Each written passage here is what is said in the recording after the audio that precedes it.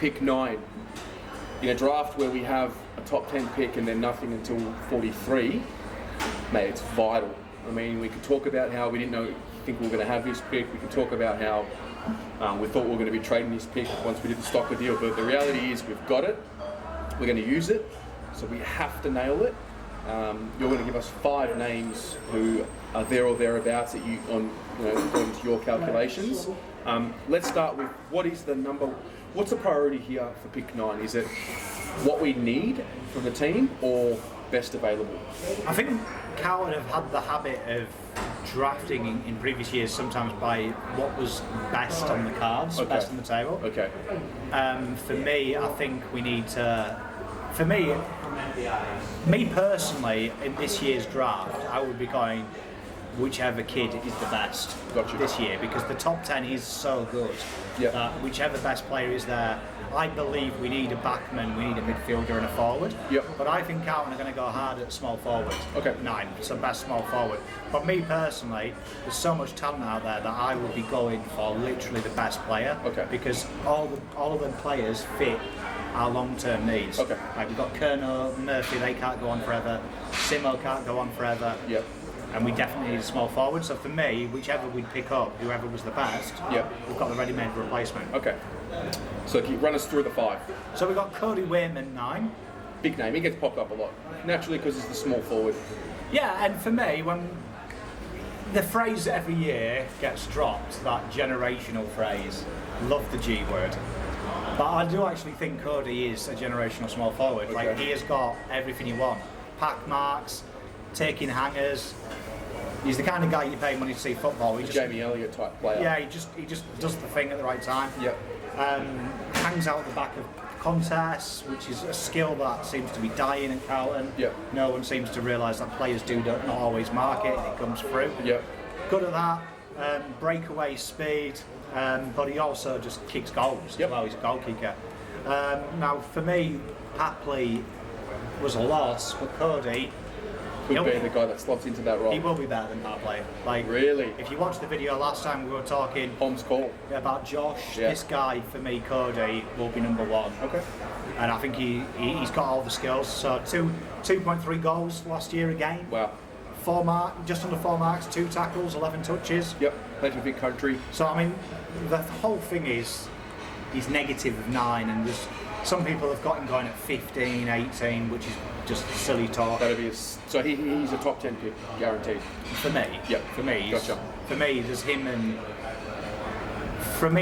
Flanders are the standout, but I think Flanders has got more downside than consistency. Okay. Because to me, a small forward can be inconsistent. Of course. There's another 5 blokes who are meant to kick snags. Yep. You can go missing. And for me, Papley goes missing. Yep. Well, he did. A lot. Yep. And Cody does the same. For me, Cody, I'd have Cody over Tom Papley. All right. Interesting. Don't need you, Tom. Too late. Boat sailed. Who's next? Deven Robertson. So this guy, I like this guy. Natural leader, natural footballer. I know, good friend of the show, Dane. Yep. Froths. He does. Froths a bit of Devon. Yep. So, but yeah, I mean, and there's reasons why. I mean, MVP at the Carnival. Yep. Guy is just an out-and-out footballer. If anyone knows his WA boys, it's Dane as well. And I hate to agree with you, Dane. WA is a tougher league than the VFL. Yep. To waffle, and if you can succeed in that industry, Yep. you're doing well. Breakaway speed, hits targets. Was many people's top 5 this year. Yep. At the start of last year. Slowly slipped down, but that's probably more of the resurgence of Rowell, Anderson, Green, players like that, which GWS Academy. But he's a natural ball winner. Do I think he'll be at 9? Depends what Freo do, because Freo have got Henry as well. Liam Henry is their next gen. And they've got pick 3, so I mean they've got that top 5 pick, haven't they, as well? So it'd be interesting to see what they do with that. Do they go Sam Flanders like many people expect them to do? Do they run the risk of Flanders being there picked up by someone else? Okay. It's going to be interesting, but if he's there, you take him. I mean, there is no downside. Yep. Okay. I've got no negatives for him. All right. Probably he doesn't kick enough goals, but he was average 30 touches. Was that in the waffle, average 30 touches? that was in the NAB. caps in the kids, so 34.3 marks and 7 tackles. Guy's a real deal. Okay. So, I mean, and he's a leader. And just imagine 2 leaders, Walsh and Robertson. And that's the thing we were talking about in the previous video. Like, we want to start building characters at the club. Stock is a high character guy, a leader. Sam Walsh, high character guy, leader. Jacob Wiedering, leader. You know, you can't have too many. These leaders, these guys who should display leadership, understand what it takes to get the best out of themselves and make others better. And if that's what he's going to be bringing on. Yeah, I agree. Yeah. And then the next guy. Now, this is the guy that I've got huge raps on. Yeah. If we don't take Cody, because there's a lot of talk that Melbourne are heavily in for Cody as well. Okay. Pick before us. Yeah. Now, this guy is brilliant. Now, a lot of AFL pundits are comparing him to Shannon Hearn. Will Gould. Yeah, so small defender. Can also play tall as well. Yep. So everyone's comparing him to Shannon Hearn. So, I mean, if you compare to Shannon Hearn, you've got to be a bit good. A leader, booming kick. Good. And there's and also, I think that's a poor comparison, because I have him down as Tom Stewart. Okay. And I'll tell you for why. 192 centimetres, 106 kgs. Yeah, it's solid boy. It's the Zion Williamson of this draft. Yeah. Now, and the reason that he doesn't play like that though. He plays a lot smaller. Yep. He's got the ability to hit targets, great user. But I think the biggest thing for me is he's just an intercept mark beast. He reads the game and he just plucks balls out of the air. Yep. Like Tom Stewart. So imagine what Tom Stewart does for Geelong. He just stops an attack and he turns defence into attack. This guy does it. Doesn't make any decision-making injury issues. Now, obviously, when you're that big though, your question mark is your endurance and could you cope with the week in vigours of AFL football? There's also the first thing that comes to mind is Wiedering, Marchbank, Plowman. We're already kind of tall in defence as well. Is that an issue here, or no, is because it the fact that he's faster than these guys? Okay. So he's not super fast, but it's fast enough to be AFL elite. Gotcha. Just under 20 touches, 2 tackles and 5 marks for the Sandfield men's side. Wow. Okay. So he's played with men. Yep. This guy knows how to play. Yep. Real bowler. I like Will. I think you're looking for a replacement for old Cade. Yeah. There he is. Okay. And he's ready round 1. All right. Interesting. And this one has been much maligned. I've had a few complaints because literally every AFL draft you're looking at this week has Brodie Kemp as our pick. Yeah, it's a very popular name. Yeah, so utility, more known for his key forward craft than anything else. Yeah. Now, he was kind of similar story to Max King, many people's top 2. Did an ACL. Rated that highly. Did the ACL this year. Yeah.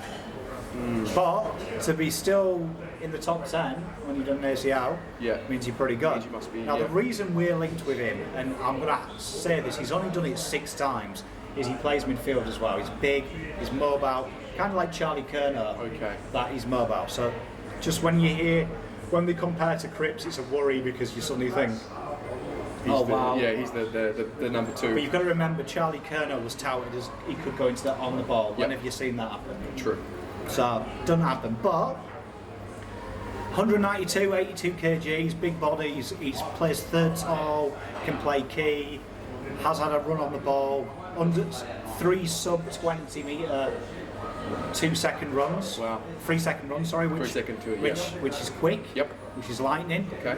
So kind of like that Kerner type player that he's athletic. Okay. Has great potential and he'd be a good pickup. I'm not going to say it, but I mean just judging by the way you've expressed it, you wouldn't pick him. He wouldn't be my first choice. Yeah. He wouldn't. Okay. Like for me, because when someone is more known as tall forward. Yeah. Using 9 on the whim that he could go somewhere else. Yeah.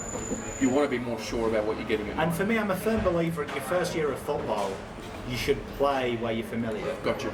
Or if you're a midfielder, you move to the half-back flank where you've got more time. So he's already got makings of, or we're still going to try to figure out what his best position is. But I will say this, can you think of anything more Carlton than picking a tall forward with pick 9? So true. I would say that. Like, I wouldn't even be surprised. Like, I'm disappointed now because I've actually prepared myself for freaking Gil to go Carlton select 1985 Brody Kemp. And I've actually prepared. It's happened. So, but no, a real good play. If it does happen, he could be Cripps Junior. There is a lot of things that say he's like Cripps. Okay. Let's hope it doesn't happen. Let's hope it doesn't happen. Let's see. Now this guy, if you remember my video going way back with Tom's list, this was my pick. Yeah, I remember that. We had at that point it was pick 10 to 20 and who was going to be there or thereabouts. So big Lachlan Ash. This guy is elite. I've got a thing for defenders, and this guy suits the bill. Pace, good use, finds the ball. Endurance king, so he smashed. He smashed into the elite ratings of his yo-yo testing. Okay. If you ever done a yo-yo test, it ain't pretty. He killed it. So super endurance, and that's the kind of thing you want. If you're going to pick a halfback, you want someone who can run all day, and he doesn't lose speed as he does it as well. Like he seems to be able to run high intensity, and he's just literally killed it. Calm under pressure. He takes the kick-ins for the Bush Rangers. Hits targets all the time. Super player. Finds it in traffic. I like it. Long booming kick as well, real high. Can play in and out, not afraid to do both. And he was the leader in the metres gained as well, so he sets up them attacks. Bit of a Sam Doherty understudy maybe. Yeah, and some of the issues that some of the people have noted is he's not as effective when he seems to go into the midfield. But for me, Carlton's strength is our outside of midfield, so what do we need?